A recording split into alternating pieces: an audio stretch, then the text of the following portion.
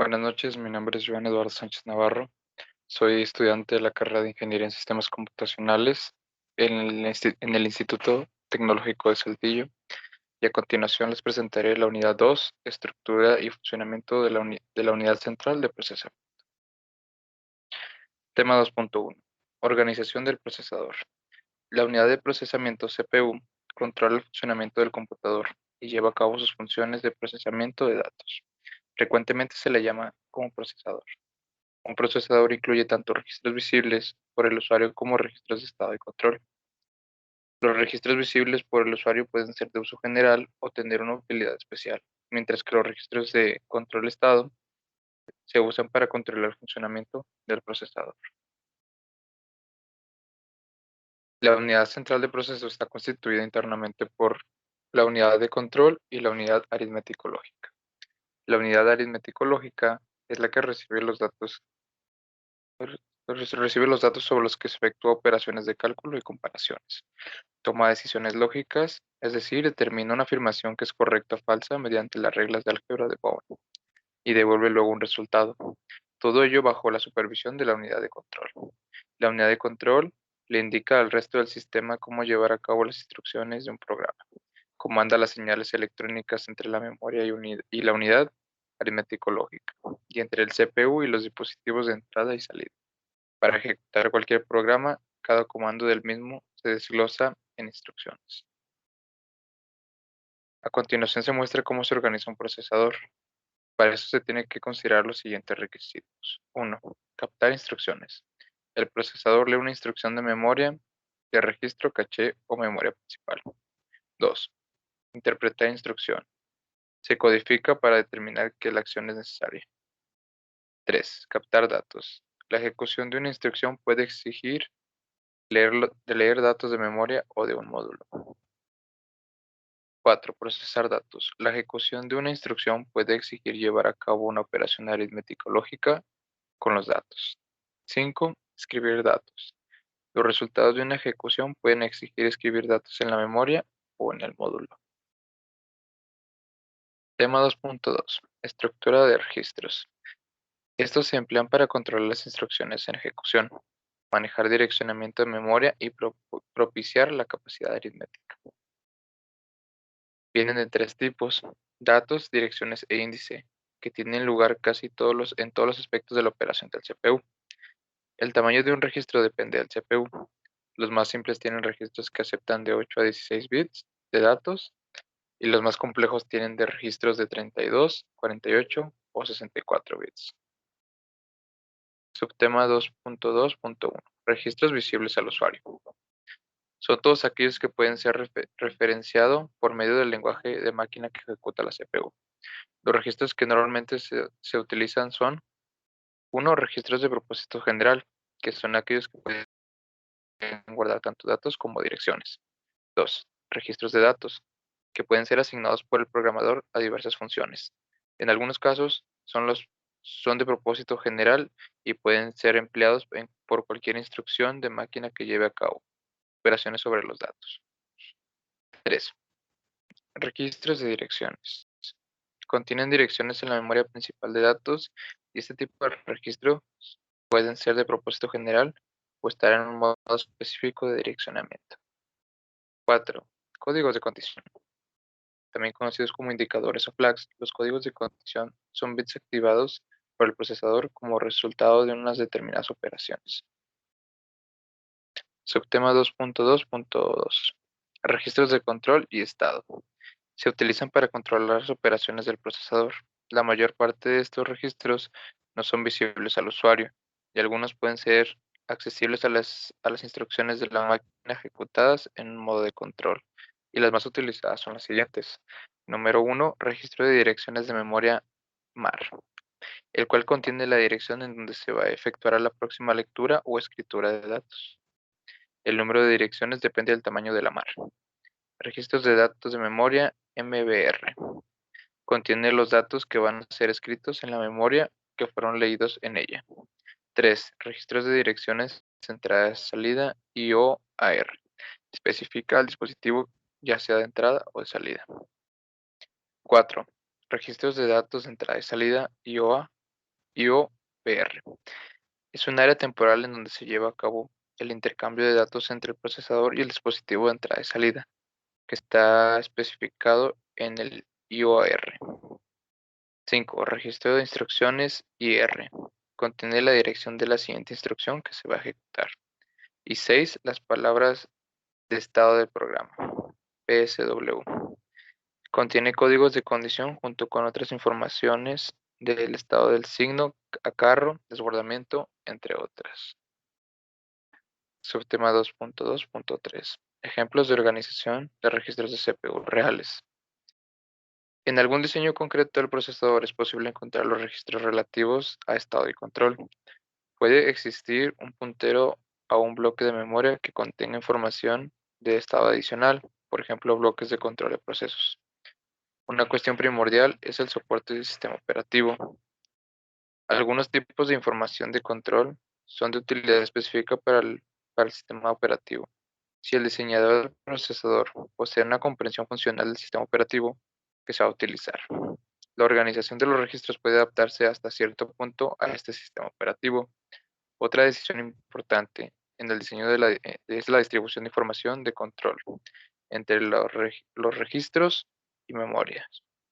El diseñador debe decidir cuánta información de control deberá estar en los registros y en cuánta en la memoria. Tema 2.3. Ciclo de instrucción. Es el periodo en el que tarda la unidad central del proceso en ejecutar una instrucción del lenguaje de máquina. Comprende una secuencia de acciones determinadas que puede llevar a cabo la CPU para ejecutar una instrucción de un programa. Cada instrucción del juego de instrucciones de una CPU puede requerir diferente número de ciclos de instrucción. Y un ciclo de instrucción está formado por uno o más ciclos de máquina. Subtema 2.3.1. Ciclo fetch decode execute. Procedimiento bien establecido, fases o subciclos, búsqueda y ejecución. Cada fase tiene etapas o actividades. La fase fetch se encarga de cargar la siguiente instrucción, incrementar el secuenciador e interpretar la instrucción. Execute, carga los operandos, ejecuta la operación, guarda el resultado y verifica si hay soluciones de instrucción. Y aquí podemos ver en la imagen una forma más sencilla de entender el ciclo de fetch.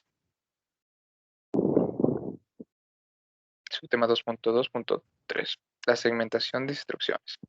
Es una técnica que permite implementar el paralelismo a nivel de instrucción en un único procesador.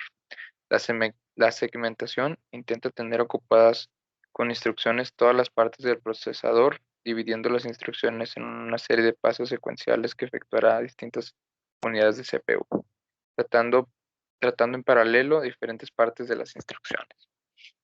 Esta permite una mayor tasa de transferencia efectiva por parte del CPU que la que sería posible a una determinada frecuencia de reloj, pero puede aumentar la latencia debido al trabajo adicional que se supone el propio proceso de segmentación. Subtema 2.2.3.3. Conjunto de instrucciones, características y funciones. El conjunto de instrucciones de un computador debe ser completo en el sentido de que se pueda construir un programa para evaluar una función computable usando una cantidad de memoria razonable y empleando un tiempo moderado. Los juegos de instrucciones también tienen que ser eficaces. Esto significa que las funciones más necesarias deben de poder realizarse usando pocas instrucciones. El conjunto de instrucciones de una máquina debe ser regular, es decir, debe ser simétrico. Los tipos de instrucciones serían las siguientes. Una máquina puede llegar a funcionar con un conjunto de instrucciones muy limitado. Recuérdese, por ejemplo, la máquina de Turing, que solo tiene 4 instrucciones. Incluso se han diseñado máquinas teóricas con menos instrucciones. Esto simplificaría mucho los circuitos de la máquina. Sin embargo, un conjunto de instrucciones demasiado simplificado origina como consecuencia unos programas demasiado complejos e ineficientes. Un mínimo para llegar a este compromiso se consigue con los tipos de instrucciones siguientes: instrucción de transferencia de datos, instrucciones aritméticas, instrucciones lógicas, instrucciones de control de flujo del programa e instrucciones de entrada y salida. Subtema 2.3.4, modos de direccionamiento. El direccionamiento implícito depende solamente de la instrucción, es decir, la instrucción no lleva parámetros, particularmente en instrucciones que no accesan memoria o bien que tienen una forma específica de accesarla. 1. Modo de registros. Usa solamente registros como operandos. Es más rápido y pues minimiza los recursos necesarios. 2. Modo inmediato.